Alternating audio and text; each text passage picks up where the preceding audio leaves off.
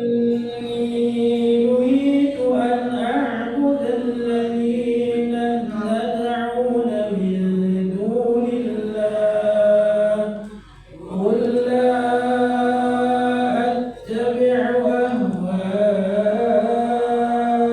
أهواءكم قد ضللت إذا وما أنا من المهتدين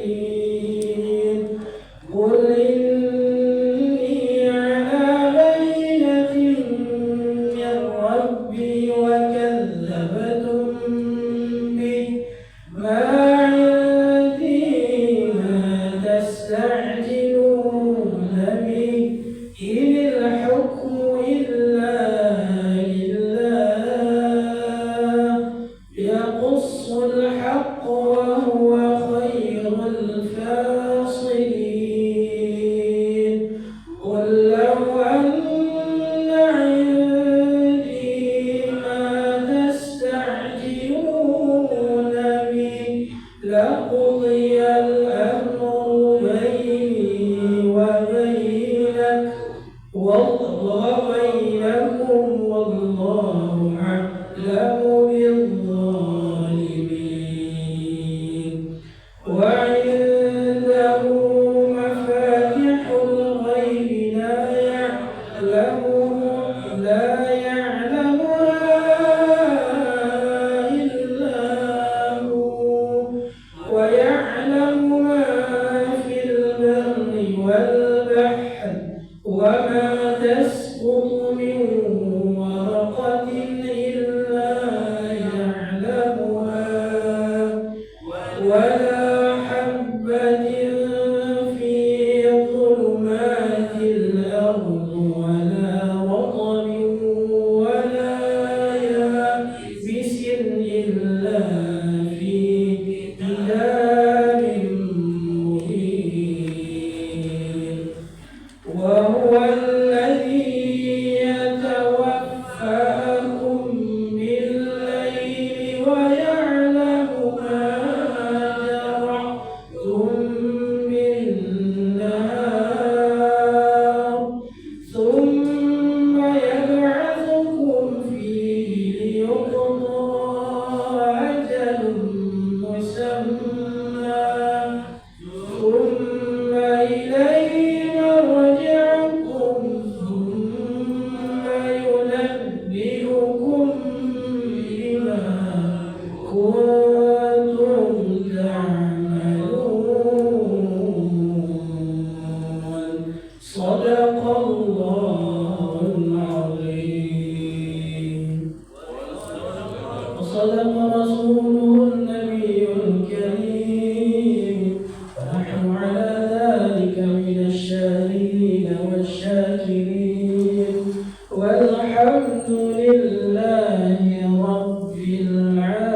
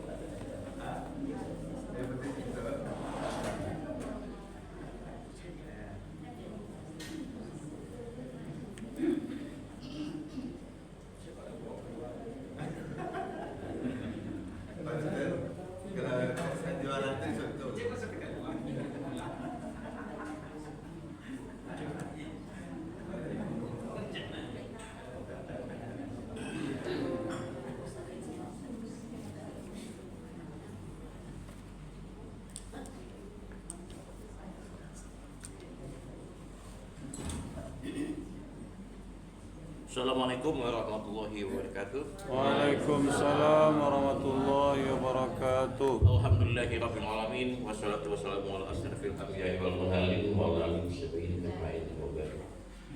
Bapak Ibu yang saya hormati, puji syukur kita hadirkan kepada Allah Subhanahu wa taala yang telah melimpahkan rahmat karunia-Nya sehingga kita bisa tetap beraktivitas pagi ini sampai mudah-mudahan kita bisa berbagi ilmu. Salawat dan salam semoga selalu diberikan kepada junjungan kita Nabi besar Muhammad sallallahu alaihi wasallam. Bapak Ibu yang saya hormati, ini topik yang saya rasa tidak lepas dari tanggung jawab kita bersama, karena kenakalan remaja ini tidak lepas dari peran kita sebetulnya, baik sebagai orang tua, sebagai kakek, nenek, sebagai anggota masyarakat, sebagai jemaah juga, karena kenakalan remaja itu tidak terlepas dari peran kita baik aktif maupun tidak aktif. Jadi mudah-mudahan ini bermanfaat buat kita bersama. Amin ya rabbal. Dan itu juga makanya pemerintah kota lewat program Surabaya Pintar segitu untuk menanggulangi masalah kenakalan remaja. Jadi Kota Ibah pun walaupun tidak dilibatkan harus berperan aktif juga, baik langsung lagi dia. Bapak Ibu, saya suka membuat materi ini. Sebetulnya kalau Bapak Ibu lihat ada dua hal khusus yang dalam pengajian saya ini, ada dua warna. Pertama, setiap ayat itu pasti saya iringi dengan bacaan Latinnya, karena ini sebetulnya saya tunjukkan buat kita buat dan remaja sebetulnya. Mulai dari pengajian saya belajar mengaji itu anak muda semuanya itu, makanya selalu saya tampilkan bacaan Latinnya, karena faktanya anak muda termasuk mahasiswa sekalipun presentasi yang tidak bisa membaca Al-Quran itu sangat tinggi. Makanya selalu saya tampilkan bacaan Latinnya. Bapak Ibu pasti bisa membacanya. Itu warna pertama dari tulisan saya. Warna kedua adalah kajian fikihnya rendah, tapi semua yang saya tulis itu isinya adalah apa yang bisa kita lakukan, bukan pengetahuan isinya. Makanya kenakalan remaja itu bukan masalahnya sampai apa solusi yang bisa kita lakukan. Setuju dulu makanan toiban, wah sayuran lengkap, kamang beko, itu. Jadi setiap topik yang saya bikin itu pasti isinya apa yang bisa kita kerjakan, bukan pemahaman, bukan pengetahuan. Karena pengetahuan bukan saya sumbernya, itu banyak ustaz yang lebih tahu. Jadi kalau gambar-gambar ikotor, aku aja tak bono. Kalau tuh bosan membaca ikotor, kalau nak gambar-gambar ikotor. Bapak Ibu, jadi itulah yang perlu kita pahami bersama, masalah kenakalan ini. Jadi kenakalan yang nampak itu sedikit, mungkin tawuran, karena itu masif ya. Tapi kenakalan yang secara individu bukan main banyak. Mungkin kita nggak tahu kenakalan untuk individu itu banyak. Yang muncul di muka itu sedikit, dan tawuran itu pada itu hampir bisa dipastikan mereka itu tinggal dengan orang tuanya. Tidak anak kos itu. Artinya apa? Apakah orang tuanya tidak tahu anaknya keluar jam berapa, kemana? Percaya begitu saja ya. Apakah itu bukan tanggung jawab kita? Nah, kita bisa membuktikan bahwa dalam Islam itu semua tanggung jawab kita. Surat An-Nisa ayat 9 ini, hendaklah kamu usah takut orang yang seandainya meninggal setelah mereka keturunan yang lemah. Jadi awak itu bertanggung jawab terhadap apa yang kita tinggalkan, bukan anak kandung saja, termasuk juga keturunan anak-anak muda yang tidak secara langsung di bawah penguasaan kita sebagai orang tuanya. Jadi di surat An-Nisa ini landasan bahwa kita tidak bisa lepas tangan kenakalan remaja itu kita sesali saja, tapi tidak bisa juga kita secara langsung menghakimi mereka. Saya punya pengalaman menarik Bapak Ibu di musala ini, waktu masih belum sebagus ini, masih sempit. Saya masih ingat, mungkin anak muda itu sekitar di sini duduknya. Waktu itu setelah sholat maghrib, waktu itu jemaah kita nggak sebanyak ini, mungkin sekitar 4 ke 5 orang saja. Setelah itu kita sekitar mungkin 12 bulan, terus awal-awal tinggal di sini. Setelah maghrib kita pulang semua, maksud saya juga pulang. Waktu saya buat tuh anak muda itu sedang membuka HP-nya di sini. Ransel di sebelahnya HP dibuka. Alhamdulillah saya tidak punya perasaan baik positif pun negatif, tidak ada. Saya blank aja, kosong aja pikiran begitu. Tanpa saya sengaja, saya nggak peduli apa yang dia terlihat nyata akan dibukanya waktu di HP mengaji pun ambo saya malah pulang tadi gitu. Anak muda itu maksud saya apa? Tidak semua orang pegang HP itu negatif, tapi banyak yang negatif juga yang kita kadang-kadang tidak tahu. Nah itulah yang harus kita pahami bersama supaya kita bisa waspada gitu ya. Nah inilah juga yang lebih spesifiknya di surat Luqman ayat 19 ini, bagaimana kita berlaku wajar menghadapi yang muda-muda itu dengan perkataan segala macam ya. Nah, supaya kita bisa berbuat yang terbaik buat mereka. Nah inilah Bapak dan Ibu penyebab kemenakaran remaja itu baik dari diri mereka sendiri maupun dari lingkungan luar dia. Yang pertama tentu yang kita pahami kurangnya pendidikan agama. Mungkin dia belajar agama tapi tidak terdidik secara agama. Belajar pendidikan beda ya. Jadi bukan hanya sekedar tahu saja. Banyak mereka itu belajar agama itu. Saya pernah mengatakan dulu, anak SD itu pelajarannya dua sudah ibu. Dua pelajaran SD. Membaca je, berhitung je. Tidak boleh berhitung. Bukan membaca, menghafal. Menghafal berhitung. Tidak boleh berhitung dong. Belajar agama, menghafal. Sebutkan cara berwudu, bentar pada wudu tidak punya hafal wudu. Olahraga, berapa tinggi lapangan net bola voli, nggak hafal boleh. Jadi dia tidak paham. Kalau dulu kan tidak seperti itu ya, artinya nah itulah contohnya mengapa kita mengatakan pendidikan agama kurang dan polanya memang tidak sesuai dengan usia dia, gitu ya. Jadi jangan dikira pelajaran agama itu sudah bisa kita lepas gitu saja. Enggak, kadang-kadang pendidikan polanya pun salah dan tidak sesuai dengan usia dia. Jadi anak SD itu menghafal kan itu. Tamatnya ke SMP tidak tertentu deh. Nah. Kemudian kontrol diri yang lemah, kurangnya kemampuan mengontrol diri. Ini juga hasil pendidikan kita sebagai anak-anak. Bagaimana Bapak Ibu, anak-anak generasi kini itu tidak bisa dinasihati. Tidak bisa searah, tidak bisa. Anak muda kini itu yang bisa diajak diskusi ya. Bahkan kok bantu itu jangan diberangan, itu pola sebetulnya. Gen Z itu tidak bisa dinasihati, tidak bisa searah. Masuk apa kayaknya dulu ditanya mengenai seperti itu. Sehingga anak-anak ini memang mandang, sebenarnya tidak mandang, awak tidak ingin menyentuh setara juga gitu kan. Awak harus menempatkan itu di bawah awak. Ada pemikiran negatif, orang tua selalu bantu anak selalu salah, guru selalu bantu murid selalu salah, dosen selalu bantu mahasiswa selalu salah. Itu pemikiran dulu dan dulu. Mungkin ini yang sedang terjadi. Padahal kan semua kita bisa berbuat salah, dosen bisa salah. Nah, untuk itu kontrol diri itu harus awak mulai dari awak ajar lo bangga pada waktu supaya bisa mengontrol diri. Kemudian tekanan psikologis itu banyak itu. Kalau dah hati-hati awak saja yang waktu itu membutuhkan kalau hati-hati ini stres jalan. Nah, macet lah mengarah pada hal mengombel itu awak nak macet itu tak juga selesai kan? Mutu ada disalib ada orang orang tu dia ngapain? Walau sikit tidak. Walau sikit dia sangat apa? Jadi tekanan psikologis itu selalu ada. Kemudian dia mencari perhatian. Anak-anak muda itu kan ada dapat perhatian dong. Ibunya kamu selalu dapat perhatian, semua dia dapat perhatian gitu ya. Nah itu hal-hal yang dari diri mereka yang sebenarnya kenakalan. Mungkin banyak hal. Kemudian anak-anak muda itu memang masih mencari identitas diri. Makanya dia ingin identitas diri seperti apa. Apalagi kalau anak muda itu kekuatan panutan. Ada tuh panutan ini kadang-kadang guru udah jadi contoh, nantu udah jadi contoh, kesannya kadang-kadang seperti itu benar-benar. Sehingga ini memang figur-figur yang untuk dijadikan contoh yang sebetulnya tidak pantas untuk dijadikan contoh.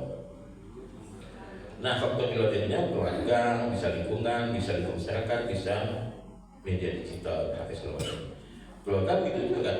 Jadi nggak ada salahnya kita memberikan perhatian dalam keluarga itu siapapun mereka itu, apakah sebagai anak, keluarga, itu siapapun kita berkomunikasi dengan baik, sehingga lingkungan yang didapat itu juga baik. lingkungan sosial dan pergaulan itu juga akan tahu istilahnya. Tidak ada salahnya kita peduli dengan siapa dia berteman gitu. Berkenalan boleh dengan siapa saja, berteman harus lebih milih. Tanggung jawab kita menghadapi mereka dengan siapa dia berteman. Lingkungan masyarakat, nah itulah seperti awal gitu ya, bukan hanya di kalangan narkoba, lingkungan posisi itu tidak. Awalnya itu sebetulnya pengaruh mereka itu baik langsung maupun tidak langsung gitu ya.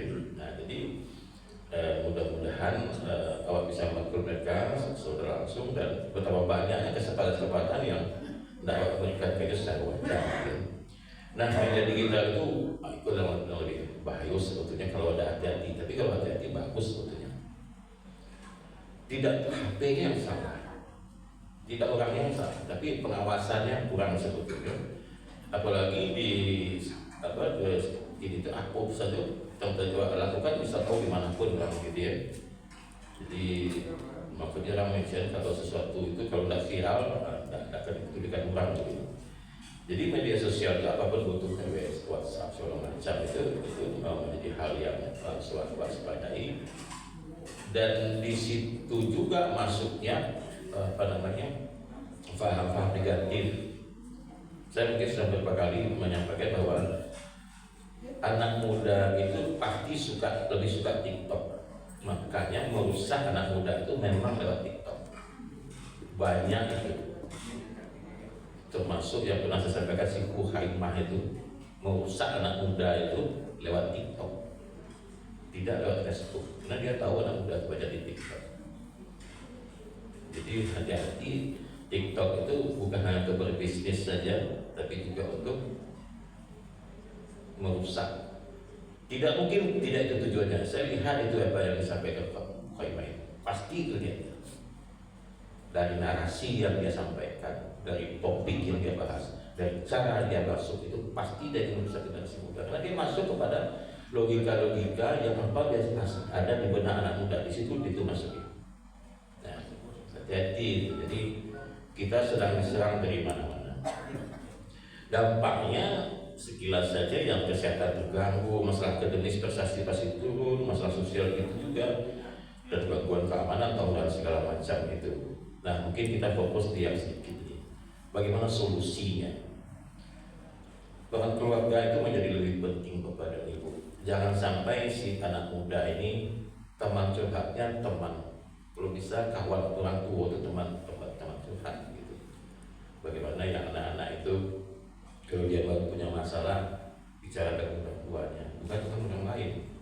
Tapi kalau orang tua sudah menjaga jarak, jakim istilahnya ini jaga image, baru anak-anak itu terbuka kawat kalau cek berangan sekitar. Tapi kalau kita biasa menanyakan apa kesulitan dia, jangan dimarahi. Jadi mungkin kalau kita punya anaknya cucu, jangan diinginkan berada pas ujian. Ujian itu biasa aku berada di rendah nanti sebagai tanah. Mengingat itu di awal-awal kuliah, ingin belajar dan tak lagi gitu. Pas ujian itu dia stres tuh, jadi sudah baca panjang itu. Kalau ada punya anak, punya cucu, kemenakan, apa yang tahu mungkin awal semester ini pulang. Nah kemudian ya apa baik, selamat berjuang. Oh hari ini pagi ini timur di Surabaya, di Medan, di Palembang, di Maluku, pagi ini dia WA. Selamat melanjutkan perjuangan, semoga sukses anakku, semoga sukses cucuku kesayangan itu. Besok ujian, jadi besok belajarnya. Mudah-mudahan besok cucu sukses ya, banyak istirahat. Udah disuruh belajar panjang tuh kalau ada tuh. Nah, jadi mainan itu di awal kalau ujian. Ajar di WA, minta PTS. Coba tanya, masih cukup kan duit dan lain juga PT kita apa tak mungkin minta 5 juta loh. Padahal iya tambah lama nggak mau bulai ya betul. Jadi main-mainan ya om. Kalau ada main-main yang mana pelapis berapa tahu gitu. Nah itu pergerakan pentingnya kadang-kadang kita tidak memahami itu langsung. Barang sekolah dan misalkan kalau sekolah susah membahas mungkin bagi jamaah itu. Karena pola pendidikan saya itu sudah jauh. Mungkin Bu Mardiana lebih paham ya, karena beliau guru yang sudah sangat senior, dia sudah Kalau dulu pengajaran kan beda dengan sekarang. Sekarang itu kan targetnya kuantitatif gitu ya. Harus lulus sekian persen, nilai harus sekian. Baca loh, lah juga pokoknya dari kelas tinggi gitu ya. Saya pernah mengajar dulu di salah satu tempat tinggi swasta yang saya sebutkan. Saya mengajar di Unan dengan tempat-tempat ini saya samakan standar dan di tempat yang lain ini kalau biasa ada orang nilai dia katakan saya begini, Pak, kami biasanya di sampulnya mau udah tahu bahwa Pak kami itu biasanya kalau datang kuliah BP jadi minimal B, Pak, itu berderajat mas sekali kita bilang mengambil A bagaimana? Biar sekali kita yang kalau masuk harus B, udah Pak ya kalau Pak udah seperti itu. Jadi menjadi jujur itu memang sulit karena kita akan dibenci nggak apa-apa. Kita dibenci oleh orang jelek daripada kita disayang oleh orang jelek. Nggak apa-apa. Jadi kita dibenci biasa saja selagi yang kita lakukan itu benar. Jadi makanya saya gabungkan di sini peran sekolah dalam kenapa? Karena sebetulnya peran sekolah itu bisa diambil oleh masyarakat. Nah pendidikan itu kan sebetulnya 3 ya, formal, non formal, informal. Yang sekolah kan ini kan formal. Non formal TPL, TPH, yang informal ya titik-titik kita inilah bisa kita ambil alih. Itu artinya bagaimana kita peduli, berempati dengan masalah yang dihadapi, kita ikut mencarikan solusi dia. Kalau kita tidak menempatkan empati, bagaimana mungkin kita bisa satu pendapat dengannya? Nah, cuman kadang-kadang kita menempatkan yang anak muda, apalagi anak-anak, cenderung kita dapatkan sebagai anak orang yang punya banyak kesalahan, padahal tidak. Belum tentu. Bapak Ibu tentu kita sering sering beribadah bukan di sini saja, di masjid-masjid lain, musola-musola lain. Coba Bapak Ibu secara jujur ya, sama tuh sholat itu 6.000 itu siapa saudara? Betul tuh. Coba lihat. Buka dari lelok mendalam iqamah itu siapa boleh memilih anak-anak kan atau bukan anak-anak? Kamu tidak menyebut siapa? Dalam Islam salah satu doa yang makbul itu antara azan dan iqamah. Siapa namanya cerita antara azan dan iqamah, anak-anak atau bukan anak-anak? Nah itu introspeksi buat kita bersama, buat saya juga gitu ya. Doa yang terbaik itu antara azan dan iqamah. Anak berang karena anak kalau dibaca itu menjelang di koma itu, padahal anak-anak itu saking hebatnya, bisa awalnya bisa mengisi sos pakai kan.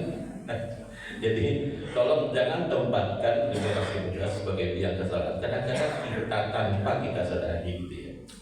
Nah bagaimana mereka akan baik kalau kita tidak memberikan contoh yang baik?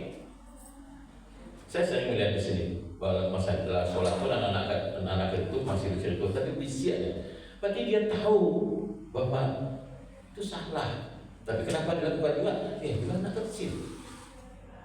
Kalau kita tahu tuh maki gitu. Dicolok cedeknya teman dia gitu. Ya usianya seperti itu. Gitu. Nabi pun sering sholat pernah menggendong cucu ya. Dan tidak usia oleh Nabi digendong lah. Nah itu mudah-mudahan peran sekolah itu pelan-pelan bisa kita ambil supaya kita juga bisa menjadi pendidik yang baik. Dulu banyak kasus umum sosial ya. Setiap RT dulu ada lapangan voli atau di pos ronda ada meja pingpong di teras meja. Sekarang mana? Nah, apakah itu kesalahan kita sebagai orang tua atau sebagai anggota masyarakat gitu ya? Kontrol penggunaan media sosial, medsos segala macam itu bukan medsos yang salah, kontrolnya yang salah gitu ya. Cobalah dilihat apa yang dia baca itu. Mudah-mudahan seperti yang saya sampaikan tadi itu mengajinya di situ tidak ada salahnya gitu kan. Nah, jadi pengontrol itu penting sekali. Dan kemudian media sosial ini kadang-kadang kita ingin berniat baik, tapi melakukan kesalahan. Misal ada kecelakaan kereta api, meninggal yang tabrak itu potong lehernya, waduh ada hasil itu, awas share di WA itu. Tujuan apa baik ya? Baik tak itu, Bapak Ibu, menyebarluaskan gambar-gambar yang mengerikan itu dilarang secara hukum, baik di Indonesia maupun di luar negeri. Di seluruh dunia itu dilarang. Ini biasa, saya di WA share gambar-gambar mengerikan itu kan. Walian dia adalah biasa saja. Banyak kakak waktu anak-anak tuh kita lah biasa dia masih dengan bapak ada. Kalau kita berempati, jangan gambar itu yang ditampilkan. Korbankan waktu 5 menit, ubah jadi kalimat, share kalimat itu. Kasihan misalnya di pulau X atau di negara X, korbannya begini sehingga banyak anak kecil begini. Coba kau kan waktu tuh gak begini kalimat tapi kan iko bang tadamu berarti lo gambar ke nokir. Itu mah jangan anak ete suka kekerasan sama itu. Anak kecil tidak boleh dilihatkan gambar-gambar yang mengerikan itu. Jadi apakah itu kan salah niatnya betul baik, tapi caranya salah. Di Indonesia ada undang-undang informasi dan transportasi elektronik itu memang ada pasal-pasal yang negatif, tapi ada pasal baik yang melarang itu. Bisa dihukum itu sebetulnya kalau dihukum ditegakkan gitu. Dan di seluruh dunia itu dilarang itu. Makanya kalau di TV itu kan dikabulkan kan. Dewa kan bangga waktu di korban komunikasi berada itu hal yang sangat negatif. Yang terakhir telah mendapati pendekatan sosiologis itu jalan akhir itu rehabilitasi itu kalau kira tidak bisa ya. Demikian saja Bapak dan Ibu. Kalau dilarang Pak ya boleh. Itu fenomena banyak. Iya. Memang masalah gini, menurut Pak Gu tadi kita peran lingkungan sangat penting sekali. Assalamualaikum warahmatullahi wabarakatuh. Waalaikumsalam. Peranan lingkungan itu sangat penting terhadap remaja ini. Kita lihat kondisi sekarang, mana situasi di mana musola kita ini sendiri jarang dikunjungi oleh remaja, tidak berapa ya. Sedangkan di sekitar lokasi kita ini tempat remaja banyak anak sekolah, kuliah segala macam. Jadi saya kira itu kejadian seperti ini adalah pembiaran dari pihak kita sebagai orang tua untuk mengarahkan remaja-remaja kita tuh ke arah mesti lah banyak untuk edukasi moralnya sendiri. Bukan gitu lah. Saya kira itu pembinaan itu dari orang tua juga, karena peranan orang tua itu sangat penting di sini. Lingkungan itu salah satunya itu ya rumah-rumah itu rumah kos kan dimiliki oleh pemiliknya.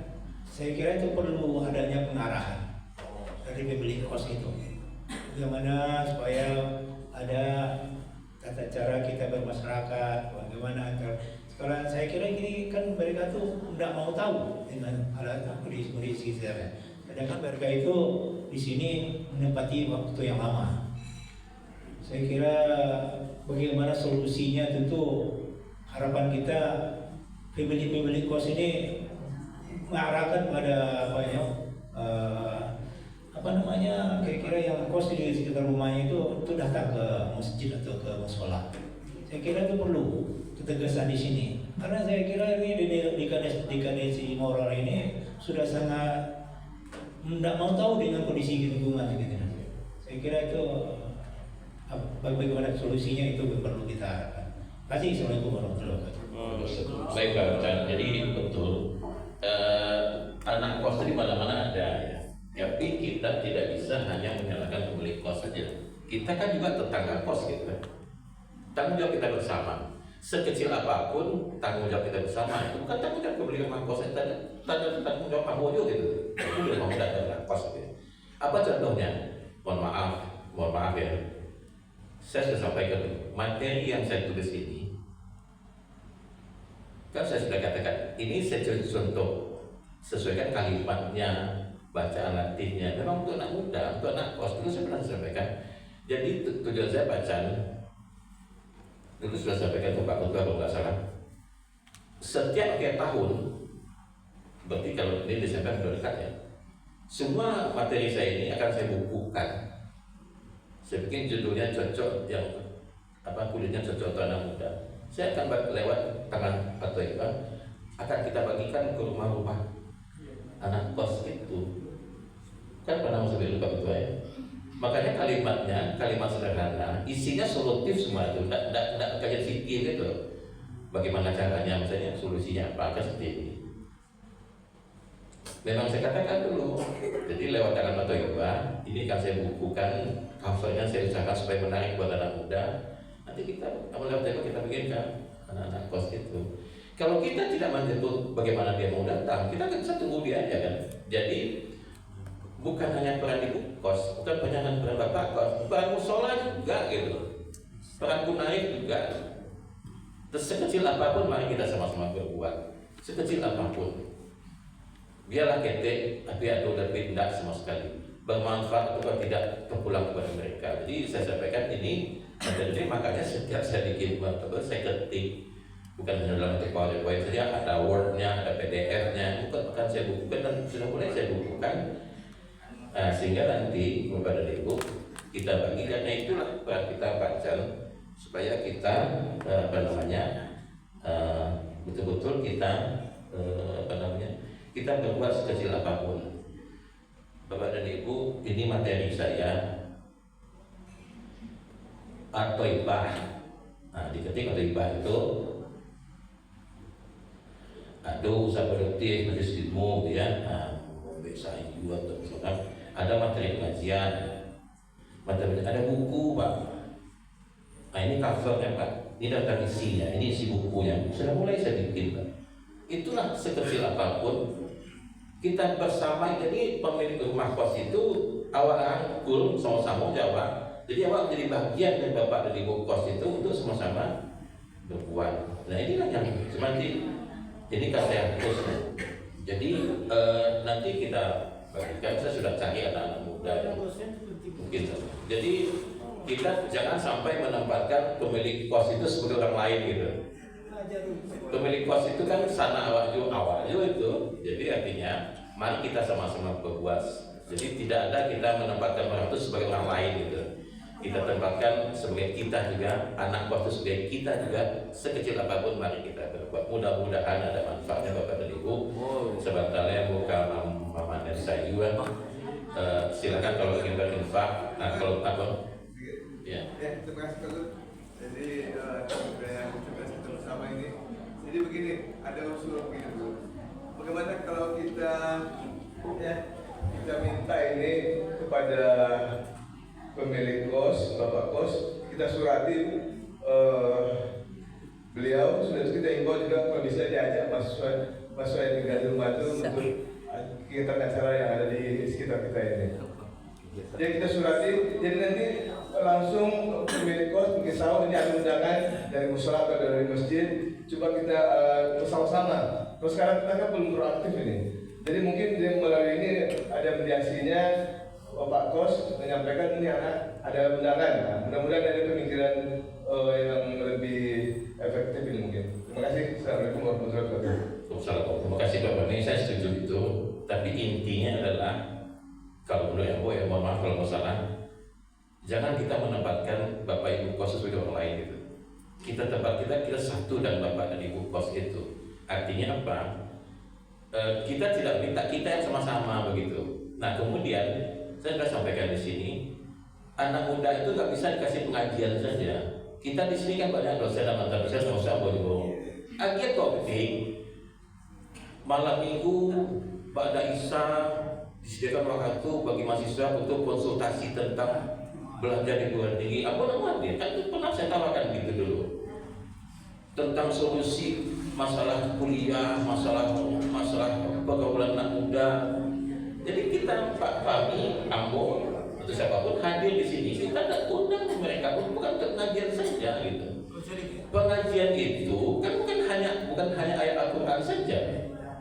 Jabarannya Al-Quran itu kan bisa bagaimana cara bergaul, bagaimana cara mengatasi keuangan, bagaimana mencari topik penelitian, bagaimana metodologinya, bagaimana membuat latar belakang penelitian. Kita buka konsultasi di sini. Jadi sekali lagi kita jadikan diri kita ini satu, ndak inyo awak ndak, kita satu kita semua berbuat kita bisa sekecil apapun. Topiknya sesuaikan dengan keinginan mereka. Kalau akhir-akhir bulan tanggal 28 solusi mengatasi keuangan anak kos, misal di akhir-akhir semester cara membeli topik penelitian, awak adoi Pak kami, sehingga dia datang karena kebutuhan dia. Tapi dosen ya, dosen. Jadi dosen Pak Chan sama, dan Pak Chan menempatkan dosen itu orang lain gitu. Intinya satu gitu. Selagi kita tidak merasa satu, kita akan mudah menyalahkan orang. Percayalah tuh. Misalnya Bu Umar punya anak kos, saya enggak. Bahwa anak kos saya menyalahkan Bu Umar. Padahal Bu Umar itu saya adalah Bu Umar. Kita bertetangga, kita bersaudara. Satu kita dulu. Jadi tidak ada yang salah. Kita yang sama berkeliru, bukan salah. Mari kita berbuat sekecil apapun. Intinya jangan sampai kita memposisikan orang lain sebagai orang yang bersalah. Jangan. Talunjuk luwih kalingkiang. Pak Rasid punya anak kos. Saya tidak. Apakah tidak ada kaitan saya dengan Pak Rasid? Tidak. Ada. Pak Rasid adalah saya adalah Pak Rasid. Itu sudah. Jadi tidak bisa Pak Rasid itu salah mah. Apa mu tidak lo salah? Apa mu peduli je nak kos sama Pak Rasid? Tidak lo mau peduli dah. Kan salah lah betul. Nah jadi saya setuju dengan apa yang disampaikan Pak Ketua dan Pak Benara tadi itu. Mari kita sama-sama, mari kita diskusikan, bukan hanya keuangan yang kita diskusikan, tapi anak muda itu jangan kita tempatkan sebagai orang lain yang kita persalahkan dia nggak mau datang. Kadang-kadang kan awak beralih, wah undang awak balu kan ketipu gitu kan, wah undang lah gitu kan. Undangan itu bisa oleh orang lain, bisa datang, bisa jebuli, bisa karate. Tinggal teknik pak mengundang, cara mengundang dan cara masuk siapa mengundang gitu ya. Jadi mudah-mudahan tanpa menyalahkan siapa-siapapun, tidak ada gunanya menyalahkan. Yang penting mari sesama buat sekecil apapun ke depan merancang rumah ibadah kau bukan ruang sholat, tapi rumah ibadah. Semat surau tidak masuk ke siku, tapi rohnya harus masuk akan sekecil apapun. Tapi ambo semangatmu itulah nanti iko merangkum, mentampilkan supaya mudah bagi anak muda membacanya, tidak alerginya. Awak kasihkan gratis. Ambo lah mencari siapa yang musola nggak usah mencarikan dana untuk menjadi buku itu. Entah, ambo akan carikan. Kapan pula ambo sendiri kuih pula pun seketik bisa lah gitu ya. Itulah kesumbang siap. Memang kondisi yang ada. Iya. Masa bodoh di sekitar awak tuh banyak gitu. Iya, kadang awak pun sobat-sobat. Akhirnya sama-sama gitu kan. Iya. Pak, kadang anak kosku bapak pagi saya kan di muka awak jalan kan, pulang-pulang tuh. Jadi boras itu peranan awak itu pentingnya ya, bukan hanya sekedar apa aja kan, di padian sini kos gitu kan, atau di mati apanya, apanya tuh hasil kosnya itu. Jadi merasa peranan awak semua tuh penting sekali di sekolah. Karena anak kos itu paling banyak di situ kan daripada keluarga awak sendiri tidak ada di situ kan. Anak kos itu lebih banyak di situ. Iya, makanya awak. Iya, makanya anak kos itu pasti beralasan punya tugas. Tapi kalau awak carikan solusi tugas di musola kan ini akan ditipu. Cuman awak saja yang tidak membahasakan dengan bahasa awak gitu ya. Pengajian pada subuh, itu susah ditipu tuh, Tapi solusi itu gitu, itu diskusikan lah begitu sehingga ini datang banyak menarik gitu. Pak Guru menyelesaikan. Awak ingin mendatangkan sama tapi guru awak simpan sama dalam sebuah ketiga semua itu. Coba sehat sama itu tiba itu, insyaallah seperti itu baca. Jadi, ambo setuju kita baca itu kita bersama-sama sekecil apapun mudah-mudahan begitu saja. Bapak Ibu, ambo minta waktu ke Mamanen apa sebentar saya. Nanti kalau berinfak silahkan tinggal di situ. Terserah Rp500.000 dia 2.000 buliah, sejuta buliah, hendak infak pun tidak apa-apa. Cuman waktu cara kotam dulu, infak itu sayur itu laku sadonya, infaknya dimasukkan ke kotak infak itu boleh juga. Cuma kalau di kotak itu bisa juga, jadi keranjang tuh mudah-mudahan kita bermanfaat. Ini saja, mohon maaf. Assalamualaikum warahmatullahi wabarakatuh. Waalaikumsalam warahmatullahi wabarakatuh.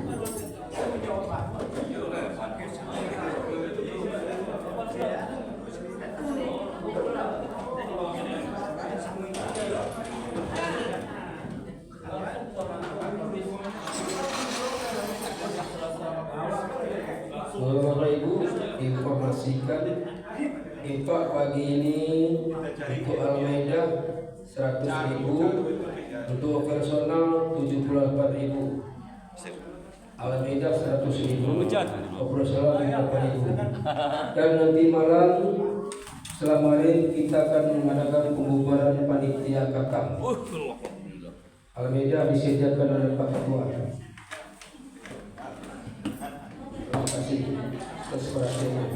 Assalamualaikum warahmatullahi wabarakatuh. Waalaikumsalam warahmatullahi.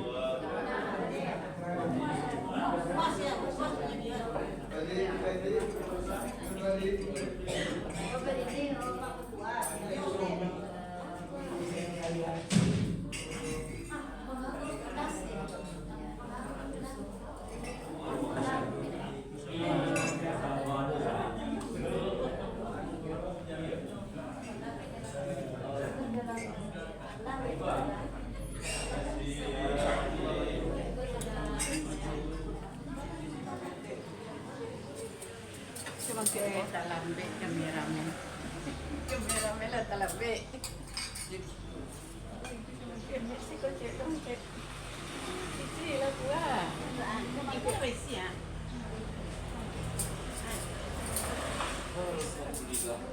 Banyak tuh. Itu. Jadi ibu lo matang tuh. Untung ya ibu. Ibu nama nama dulu tuh untung sama ibu.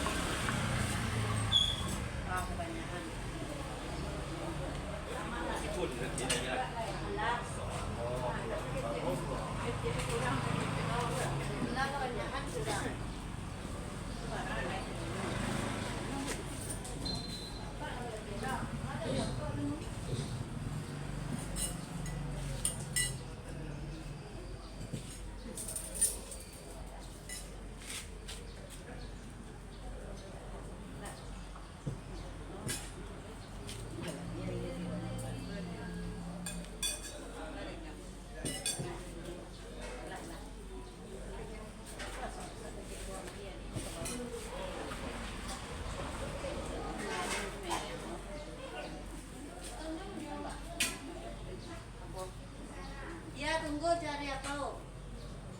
Nama ada. Hei.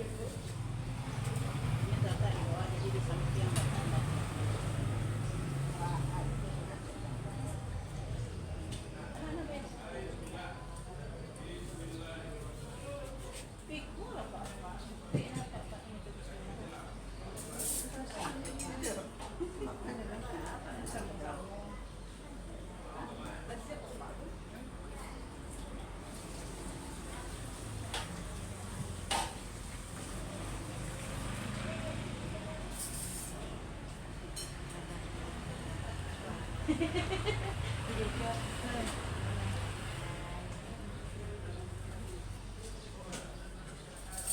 Deh, hebat anak saya nyusun tuh.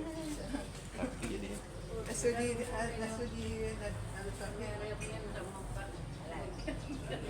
Panen sayur ya Pak.